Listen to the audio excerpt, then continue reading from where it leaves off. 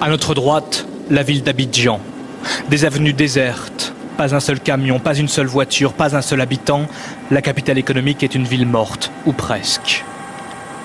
Nous arrivons dans l'un des rares lieux sécurisés de la ville, le camp de Port-Bouët, tenu par l'armée française. Ici, environ 700 Français ont trouvé refuge. Logés dans des bâtiments en dur ou sous des tentes, ils sont venus par leurs propres moyens ou ont été accompagnés par les militaires de la force Licorne. Mais pour l'instant, la plupart des 12 000 ressortissants français d'Abidjan préfèrent rester cloîtrés chez eux et attendent dans l'angoisse la fin des affrontements. Les tirs toute la nuit, les pillages dans la concession à côté. Donc on a décidé d'appeler la Licorne et de se faire évacuer. J'ai dit ne m'arrachez pas la main, je vous donne des bagues, quelques bagues qu'il y avait.